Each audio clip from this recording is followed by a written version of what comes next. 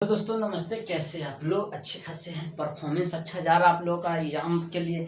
देखिए, पिछले क्लासेस में हम डिस्कस कर चुके थे 3D क्या है, उसके बाद हम जान चुके थे 2D का लाइन ऑफ एक्शन क्या होता है, एंगल दो लाइनों के बीच कैसे निकाले।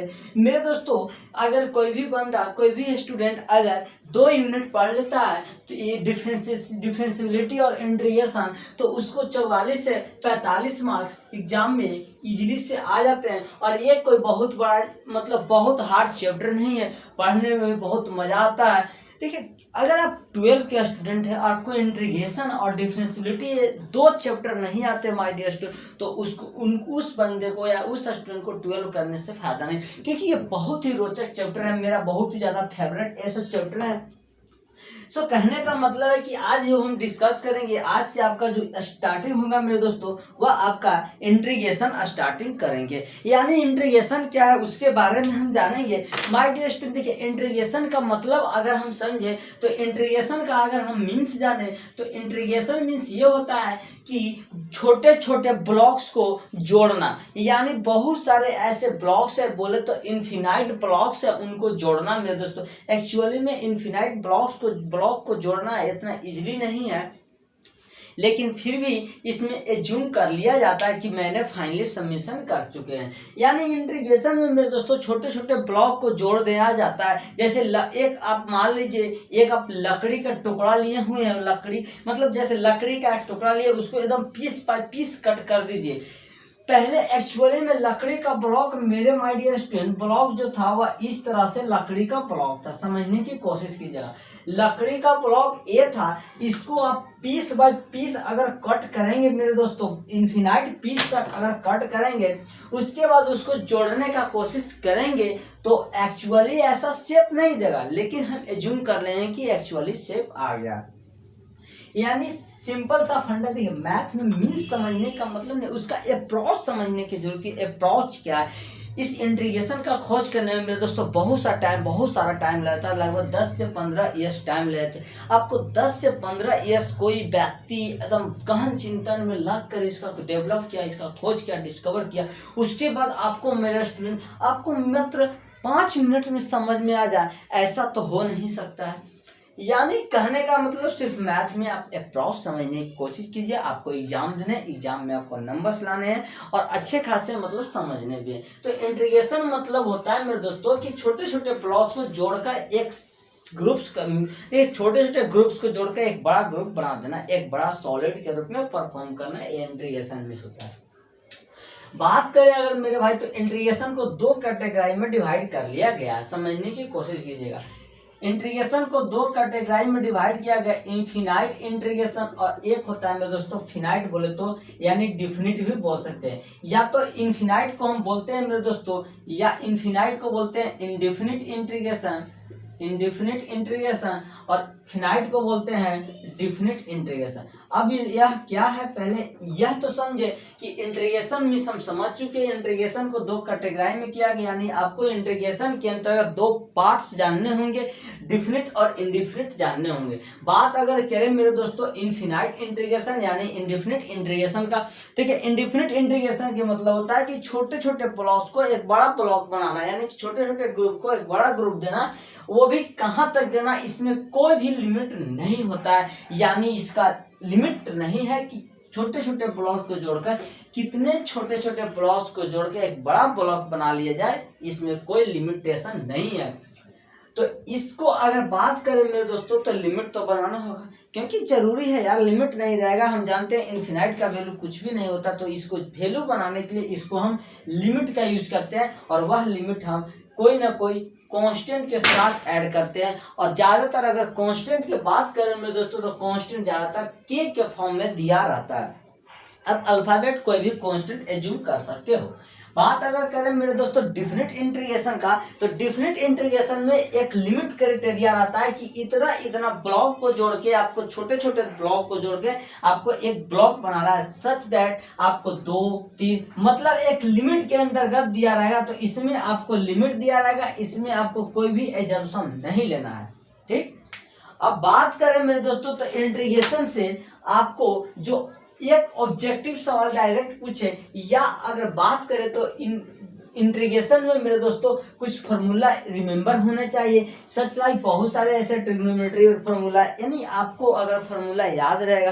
बात अगर करें मेरे दोस्तों ना, तो डेफिनेट इंटीग्रेशन का रिवर्स सॉरी जो आपका डिफरेंशियबिलिटी होता है ना, उसका रिवर्स इंट्रोग्रेशन होता है। मतलब डिफरेंशियबिलिटी का जस्ट रिवर्स की बात करें तो इंटीग्रेशन होता है मेरे दोस्तों। समझने की कोशिश की जाए सिचुएशन क्या चल रहा है। अब बात करते हैं कि इसमें कुछ आपको फार्मूला याद रखने पड़ेंगे इंटीग्रेशन में, ताकि आपको रिमेंबर रहे। बहुत जरूरी है आपको फार्मूला को याद करना मेरे दोस्तों। देखिए, जैसे अगर बात करें तो फार्मूला के में कुछ फार्मूला आपको याद होने चाहिए जो कॉमन फार्मूला है। धीरे धीरे हम आगे जैसे जैसे आपको चैप्टर को पढ़ाते जाएंगे वैसे वैसे हम फार्मूला के बारे में डिस्कस करते जाएंगे। फिलहाल अभी अगर बात करें तो कुछ बेसिक फार्मूला आपको बहुत जरूरी है। वह फार्मूला आपको एग्जाम में डायरेक्टली ऑब्जेक्टिव के फॉर्म में दे देता है। ऑब्जेक्टिव के फॉर्म में आपको डायरेक्ट देखने को मिलेगा मेरे दोस्तों। आप प्रीवियस ईयर अगर आप देखते होंगे तो देख लीजिएगा। जैसे फार्मूला के रूप में देखिए, सबसे पहले इंटीग्रेशन का सिंबल समझते हैं। देखिए, इंटीग्रेशन को जिस तरह से हम डिफरेंशियबिलिटी का सिंबल था my dear student, D by D X, किसी के यहाँ पर डीवाई भी होता था, डीजेड भी होता, मतलब कोई ना कोई के रिस्पेक्ट में डिफरेंशियबिलिटी करते। इंटीग्रेशन का अगर बात करें दोस्तों, इंटीग्रेशन का जो सिंबल होता है इस तरह इंटीग्रेशन को शो किया जाता है। सो हम समझते हैं पहले फार्मूला के फॉर्म में। देखिए, इंटीग्रेशन अगर बात करें मेरे दोस्तों तो cos x dx का जो इंटीग्रेशन होता है मेरे दोस्तों वह sin x होता है। समझने की कोशिश कीजिएगा। ये जो फार्मूला है मेरे दोस्तों डिफरेंट, अब बहुत सारे स्टूडेंट का समझ में आएगा कि ये फार्मूला सा आप तो दो कैटेगरी में डिवाइड किए इंटीग्रेशन को, डिफरेंट इंडिफिनिट फार्मूला किसमें वैलिड है, तो आपको ये फार्मूला सभी में सभी वैलिड है। अगर आपको माय डियर स्टूडेंट बात करें डिफिनिट, अगर आपको इंडिफिनिट इंटीग्रेशन के फॉर्म में दिया रहेगा तो यहाँ पर हम एक के ऐड कर देंगे, और डिफिनिट फॉर्म में दिया रहेगा तो उसका वैल्यू को पुट करेंगे। सो आप ये फार्मूला दोनों के लिए वैलिड है, आपको ये देखना है। अगर आपको अब बात करें कि सर ऑब्जेक्टिव में बहुत सारा ऐसा कि प्रीवियस ईयर में क्वेश्चन बैंक्स में दिया हुआ है मेरे दोस्तों कि डायरेक्ट आपको इंटीग्रेशन डिफिनिट कुछ नहीं लिखा रहता है, और डायरेक्ट आपको अगर बात करें तो डायरेक्ट आपको लिख दिया रहेगा मेरे दोस्तों कि कॉसेस का इंटीग्रेशन क्या होगा। तो कॉसेस का इंटीग्रेशन फॉर्म में रहता है साइन एक्स प्लस सी, कॉसेस प्लस सी, तो देख लीजिएगा आपका यहाँ साइन एक्स प्लस सी भी सही है। अगर बात करें दूसरा के माय डियर स्टूडेंट, तो दूसरा का साइन एक्स डीएक्स का integration my dear student cos X होता है। अब बोलिए, हम जो आपको बताए थे कि रिवर्स होता है क्या नहीं होता है डिफरेंशियबिलिटी, अगर बात करें मेरे दोस्तों तो यहाँ समझने की कोशिश कीजिएगा। साइन एक्स का differentiability my dear student minus cos X होता है, और कॉस एक्स का डिफरेंशियबिलिटी अगर बात करें मेरे दोस्तों समझने की कोशिश कीजिएगा तो साइन एक्स होता है। उल्टा होता है ना, हमने क्या बोला था, उल्टा होता है। यहाँ साइन एक्स का डिफरेंशियबिलिटी कॉस एक्स सॉरी यहाँ कॉस एक्स का differentiability my dear student minus sine x होता है। और बात करें अगर हम माय डियर स्टूडेंट तो साइन एक्स का इंटीग्रेशन मेरे दोस्तों कॉस एक्स होता है, यानी माइनस कॉस एक्स होता है, जस्ट रिवर्स होता है, जस्ट रिवर्स होता है मेरे दोस्तों। अगर हम तीसरा बात करें मेरे भाई, तीसरा इंटीग्रेशन का, तो tan x का integration my dear student sec square x होता है। क्या sec स्क्वायर x का डिफरेंशियबिलिटी tan x होता था, तो उसी तरह से होता है। ठीक, अगर हम बात करें मेरे दोस्तों e to the power x यानी एक्सपोनेंशियल का integration my dear student e to the power x ही होता है। यही एक ऐसा है, इसका डिफरेंशियबिलिटी करे या एक्सपोनेंशियल करे, कुछ भी करे, आपका यही वैल्यू देगा। फिलहाल अगर बात करें माय डियर स्टूडेंट तो बहुत सारे स्टूडेंट का सबसे पहले समझने की कोशिश कीजिएगा।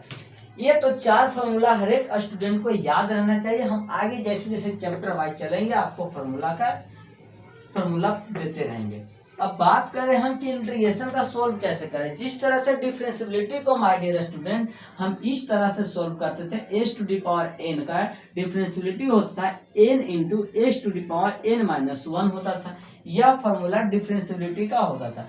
उसी तरह अगर बात करें इंटीग्रेशन का s to the power n d x, यहाँ डीएक्स का क्या राज है, राज को जरा समझे। यह dx लिखने का मतलब है मेरे दोस्तों, जिस तरह से यहाँ x लिखने का मतलब था देखिए हर एक बोले हम क्या रिवर्स होता है, मतलब यहाँ डिवाइड में था यहाँ मल्टीप्लाई में चला गया, उसी तरह यहाँ मल्टीप्लाई में तो यहाँ डिवाइड में आ गए। वो समझेंगे अप्रोच क्या है, अप्रोच समझने की कोशिश की कि जब भी आपका चैप्टर स्टार्ट हो तो उसका बेसिक समझने की कोशिश की, अप्रोच समझने की कोशिश की। अप्रोच बहुत जरूरी है समझना, सिचुएशन को समझे कहना क्या चाह रहा, यानी dx होगा, मतलब कहने का माने है मेरे दोस्तों कि यहाँ x के रिस्पेक्ट में इंटीग्रेट करना होगा, x के रिस्पेक्ट में इंटीग्रेट करना होगा। यानी मेरे दोस्तों हम x के रिस्पेक्ट में इंटीग्रेट करेंगे तो इसका जो फॉर्मूला होगा मेरे दोस्तों यहाँ रिवर्स होता है, मतलब n-1 होता था तो यहाँ पर n+1 होगा। यह कांड क्या करना चाह रहा है उस कांड को समझने की कोशिश कीजिए। यानी यहाँ माय डियर स्टूडेंट यहाँ n-1 था, रिवर्स डायरेक्ट n+1 हो जाएगा, बटा में n+1 ही होगा। यहाँ पर भी मेरे दोस्तों समझने की कोशिश कीजिएगा। यानी अगर बात करें तो इंटीग्रेशन का फॉर्मूला होता है h⁻n dx बराबर होता है, अगर बात करें तो x के पावर n+1 अपॉन n+1 होता है। यही आपका फॉर्मूला था। फिलहाल आप पहले क्या कीजिए, इस अप्रोच को नोट कीजिए क्योंकि ये अप्रोच बहुत ही जरूरी है आपको लिए। सो नोट डाउन कीजिए आप। सो आप नोट डाउन कर लिए होंगे। अब चलते हैं किस तरह से आपको क्वेश्चन में फंसाएगा। देखिए एग्जामिनर आजकल क्या कर रहा है, आपका चैप्टर आपका सिलेबस लिमिट है और नंबर्स ऑफ स्टूडेंट भी बढ़ रहे हैं, तो कंपटीशन को आगे बढ़ाने के लिए मेरे दोस्तों वह क्वेश्चंस को तो सॉल्व नहीं मतलब क्वेश्चन चेंज नहीं कर रहा, लेकिन आज के डेट में एग्जामिनर आपको फंसाना चाह रहा है और स्टूडेंट फंसते जा रहे हैं। उस अप्रोच में स्टूडेंट फंसते जा रहे हैं। क्वेश्चन बहुत ही इजी पूछता है यार, हार्ड क्वेश्चन नहीं पूछता एग्जाम में। क्वेश्चंस का लेवल बहुत ही इजी रहता है, लेकिन अप्रोच ऐसा डालता है जिससे एग्जामिनर मतलब जिससे स्टूडेंट कंफ्यूजन हो जाता है। अरे यार एग्जाम देखिए स्टूडेंट में के पास ऐसा मेंटलिटी आ जाता है, वो सोचने लगता है अरे यार ये तो क्वेश्चन देखे थे, इसका आंसर ये होगा, ये होगा वो होगा। इस पे आप मत टिके, आंसर अगर आपको सटीक लगे तब ही टिक आउट किया कीजिए। जैसे आपसे क्वेश्चन के रूप में इस फॉर्म में पूछता है मेरे दोस्तों, इंटीग्रेट करना है x⁻³ प्लस x⁴। ये इजी क्वेश्चंस के रूप में हम चलने की कोशिश करते हैं। ETX यानी आपको इंटीग्रेट करना है तो करना है। हम जानते हैं सर जी कि h⁻n dx का इंटीग्रेशन होता है h⁻n+1 अपॉन n+1 होता है। तो क्या करेंगे, dx कॉमन में है तो हर एक का अलग अलग मान, देखिए इंटीग्रेशन को i से डिनोट करते हैं तो i मीन्स ये होगा। अगर आपको एग्जाम क्वेश्चंस में नहीं दिया हुआ समझिए इंटीग्रेशन लिखा हुआ मतलब i मीन्स है, तो अब सबको अलग अलग इंटीग्रेट करने का काम करेंगे, जिस तरह से हम अलग अलग डिफरेंशियबिलिटी करने का काम करते थे मेरे दोस्तों। अप्रोच समझने की कोशिश कीजिएगा, अप्रोच क्या कहना चाह रहा है। यानी i मीन्स हम h⁻n+1 मेरे दोस्तों तो 3+1 हो जाएगा और अपॉन में n+1 3+1। जस्ट इसमें भी वही परफॉर्मेंस देंगे तो इसमें भी x⁵ प्लस 5/1 और x⁻6+1। यानी कहने का मतलब है सिर्फ उसको आप याद रखिए और जो ट्रिग्नोमेट्री का फॉर्मूला रहता है उसको आप याद रखिए। यह एक क्वेश्चन इंडेफिनिट इंटीग्रेशन का है, समझने की कोशिश कीजिएगा। अभी हम जितना ही डिस्कस करेंगे मेरे दोस्तों इंडेफिनिट इंटीग्रेशन डिस्कस करेंगे, क्योंकि अब इंडेफिनिट क्या इसमें किसी तरह के क्राइटेरिया लिमिट नहीं लगाया गया, यह इनफिनाइट है कहीं यह इनफिनाइट, लेकिन इसमें कोई भी क्राइटेरिया नहीं लगाया गया, यह इनफिनाइट है मतलब यह कहीं तक जा सकता है मेरे दोस्तों। तो इसको लिमिट करने के लिए के नाम का एक कांस्टेंट या हम बाय डियर स्टूडेंट सी नाम का कांस्टेंट भी ऐड कर सकते हैं। अब यहाँ बात करेंगे तो S4 हो जाएगा अपॉन में 4, यानी I मीन्स आपका इतना आ जाएगा मेरे दोस्तों। कितना आएगा वो देख लेते हैं। x⁵ में 5 आ जाएगा और x⁻6 अपन में 6 आ जाएगा, x⁻7 अपन में 7 आ जाएगा, x⁸ अपन में 8 आ जाएगा प्लस।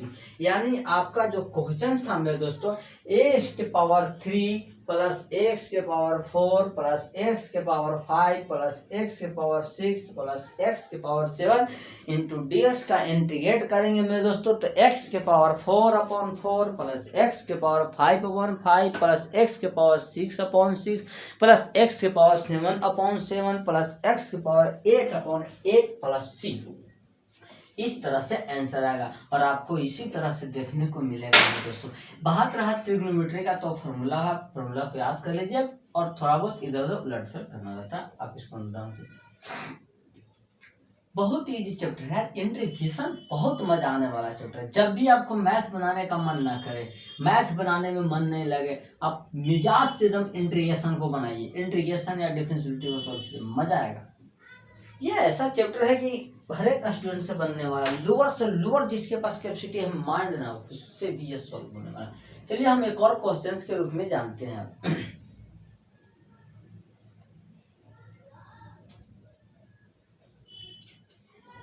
अब हम जानने की कोशिश करते हैं कि कैसे इंटीग्रेशन में फॉर्मूला बैठाएंगे और उसको कैसे ट्रांसफर करेंगे, इधर से उधर कैसे हम अप्रोच को बैठाएंगे, वो हम जानने की जरा कोशिश करते हैं मेरे दोस्तों। क्योंकि बहुत सारे स्टूडेंट एक कंफ्यूजन में जीते हैं।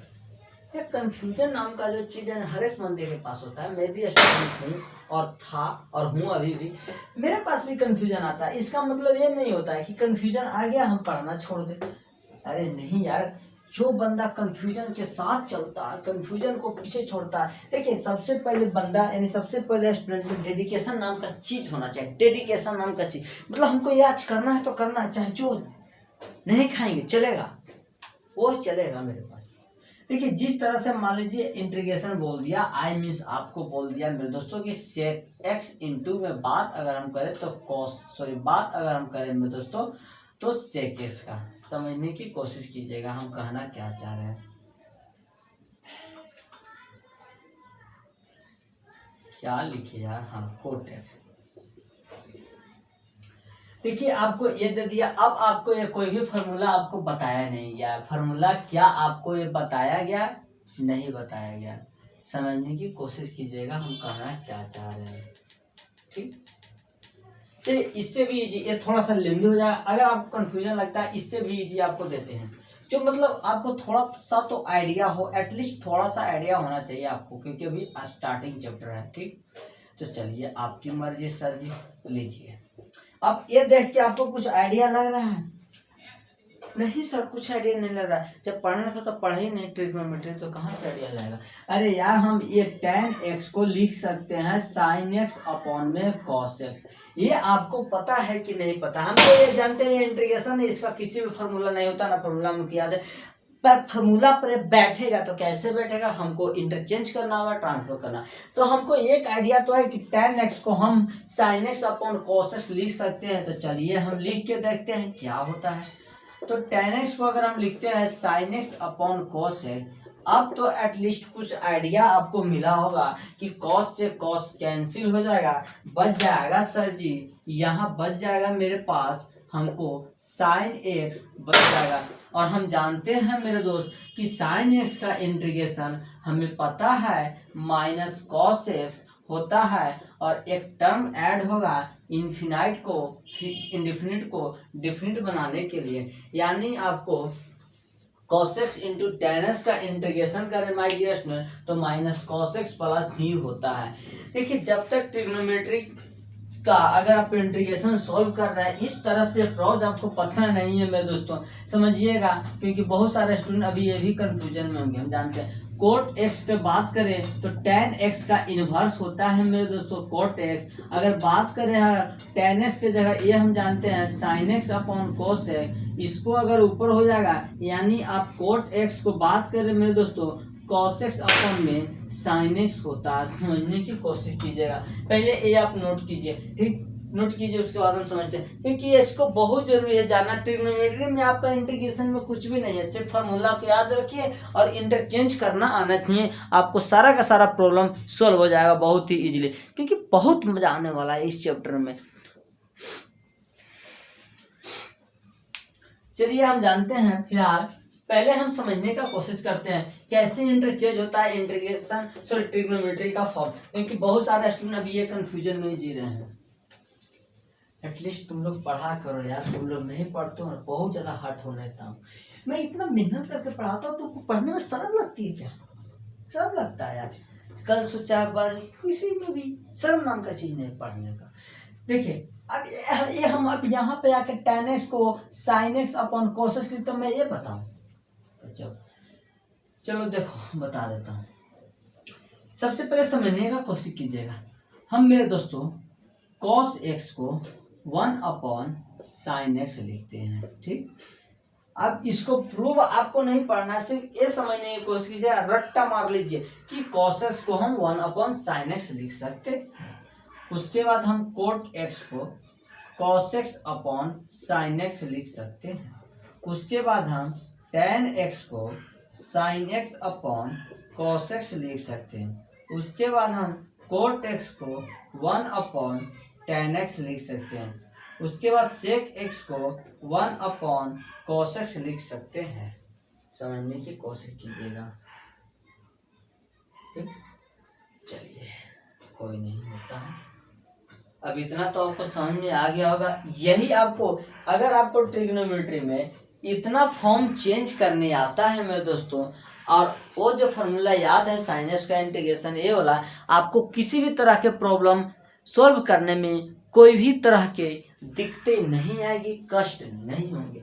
तो हम चलते हैं अब आगे की ओर। फिलहाल इसको नोट डाउन कीजिए। एक और क्वेश्चन समझाने की कोशिश करते हैं इसी तरह से चेंज करने के फॉर्म में मेरे दोस्तों। यहीं पे आप रहें और ये समझने की कोशिश कीजिएगा। cos x into 1/sin x, sorry, ठीक है, cos x इंटू, बात अगर करें मेरे दोस्तों 1/cos x इंटू में sin x dx, इसका इंटीग्रेट करना। जिस तरह से मेरे दोस्तों यहाँ पर मान लीजिए d/dx यानी कांस्टेंट का डिफरेंशियबिलिटी 0 होता था, और जब 0 होता था तो यही कांस्टेंट का जब हम इंटीग्रेशन करेंगे तो 1 आएगा। रिवर्स होता है, माइंड में सेटअप कर लो, डिफरेंशियबिलिटी और इंटीग्रेशन रिवर्स होता है। इस अप्रोच से भी आप आंसर ऑब्जेक्टिव का सोल्व कर सकते हो कि ऐसे सोचिए माइंड में कांस्टेंट का डिफरेंशियबिलिटी 0, ओहो इसका उल्टा यानी इंटीग्रेशन का डिफरेंशियबिलिटी 1। समझने की कोशिश कीजिएगा, इंटीग्रेशन का यानी कांस्टेंट का इंटीग्रेशन 1। अब समझने, अब यहाँ पर किसी तरह के फॉर्मूला आपको बताया गया है क्या? कॉसेस का क्या होता है, कॉसेस इंटू साइनस का इंटीग्रेशन डायरेक्ट आपको पता नहीं है। हम एक चीज तो जानते हैं सर कि कॉसेस को हम लिख सकते हैं, यहाँ पर लिखा हुआ लिख रहा है 1/sin इंटीग्रेशन में, और मल्टीप्लाई में भी sir sin x into D x है। ये बात तो पता चल गया सर कि साइनस से साइनस कैंसिल, यानी आपके पास जो बचा हुआ प्रोडक्ट है वह सिर्फ और सिर्फ बचा हुआ है एक कांस्टेंट वैल्यू dx एक कांस्टेंट वैल्यू बोले तो 0 बचा हुआ है। तो इसी का इंटीग्रेशन अभी हम जस्ट जाने हैं कि 1 होता है, तो 1 के फॉर्म में यहाँ पर x का बेसिस है तो x हो जाएगा +c, यानी आपके पास में दोस्तों कॉसेस इंटू साइनस dx का इंटीग्रेशन अगर करें मेरे भाई तो i बराबर x + c देखने को मिलता है। समझे कि नहीं समझे? आगे हम समझने की कोशिश करते हैं और क्वेश्चंस को। देखिए सबसे पहले इंटरचेंज करना बहुत जरूरी है स्टूडेंट को, इंटरचेंज लाइफ को बहुत, देखिए सबसे पहले डेडिकेशन लाइए, डेडिकेशन बहुत जरूरी है। आप लोग में डेडिकेशन नाम का चीज ही नहीं है, वेट करना आप लोग नहीं सोचो, तुरंत हमें बखी आ जाता हो सर चैप्टर का सोल्यूशन नहीं हुआ, अरे यार अभी तो चैप्टर स्टार्ट ही किया हूँ। ऐसा अगर जड़ी बूटी रहता कि चैप्टर को स्टार्ट किया और तुरंत सोल्व कर दिया, बहुत ही अच्छा रहता तुम्हारे लिए, है क्या? बट ऐसा तो है नहीं। एक इंटीग्रेशन का खोज करने में 15 साल लगा, तुमको 5 मिनट में समझ में आ जाएगा। वाह बेटे। अगला अगर हम बात करें मेरे दोस्तों तो कोटेक्स इंटू में, बात अगर करें मेरे दोस्तों कोटेक्स इंटू में कॉसेक्स अपॉन में साइन एक्स होता है। समझने की कोशिश कीजिएगा, ठीक। इसके लिए कोई फार्मूला नहीं जानते, लेकिन एक चीज तो जानते हैं सर कि कोटेक्स, एक चीज तो हम जानते हैं मेरे दोस्तों कि कोट, देखिए क्वेश्चन उस तरह से नहीं है, कोसेक्स अपॉन इस तरह से, ठीक। लेकिन हम एक चीज जानते हैं सर कि कोट एक्स को हम लिख सकते हैं, यहाँ पर हम जाने थे कोट एक्स को लिख सकते हैं सर कॉसेक्स अपॉन में साइन एक्स। समझने की कोशिश कीजिएगा, कॉसेक्स अपॉन में साइन एक्स। कोटेक्स क्वेश्चन आपका है कोटेक्स इंटू साइन एक्स दिए। एक चीज तो हम जानते थे सर कि कोटेक्स को लिख सकते हैं कॉसेक्स अपॉन में साइन एक्स, हाँ जी लिख सकते हैं। एक चीज लिखने से ये पता चल गया मेरे दोस्तों कि यहाँ पर साइन एक्स से साइन एक्स कैंसिल, बचा हुआ टर्म्स जो आपके साथ है वह सिर्फ और सिर्फ कॉसेक्स बचा हुआ। और हम कॉसेस का इंटीग्रेशन भली भांति जानते हैं क्या होता है, तो साइन एक्स होता है। कॉसेस का इंटीग्रेशन साइन एक्स होता है।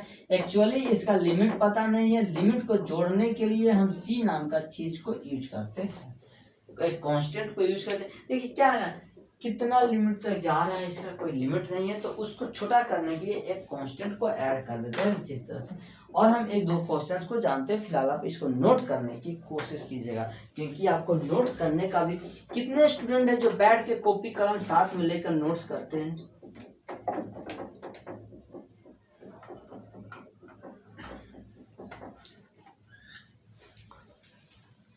हमको तो नहीं लगता है कि ऐसा भी स्टूडेंट होंगे, शायद नोट करते होंगे तो बहुत अच्छा है यार। नोट करते ही रहो साथ में साथ, ताकि आप जहाँ पर प्रॉब्लम हो आपको समझ में आए। अगला क्वेश्चन की अगर हम बात करें मेरे दोस्तों, तो अगला जो क्वेश्चन आपके सामने है सेकेस इंटू, अगर बात करें मेरे दोस्तों सेकेस इंटू में बात करें मेरे दोस्तों, तो सेकेस इंटू में साइन है।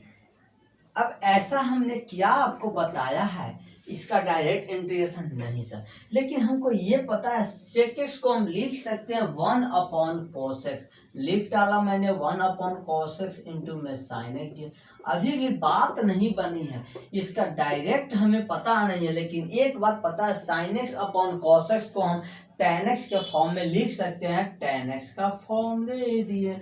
अब यह हमें पता है tan x का इंटीग्रेशन सेक स्क्वायर एक्स होता है, इंडिफिनिट है, इसलिए सी नाम का टर्म्स ऐड करते हैं।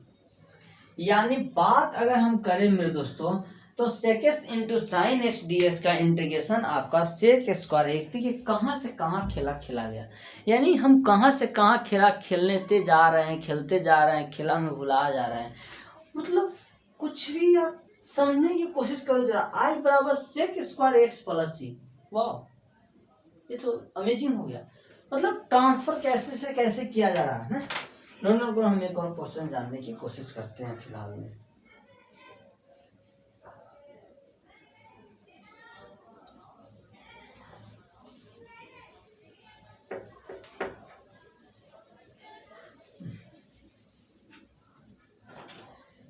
अगला जो क्वेश्चन आपके सामने है मेरे दोस्तों, अगला क्वेश्चन इस कदर है कोटेक्स इंटू में tan x इंटू डी।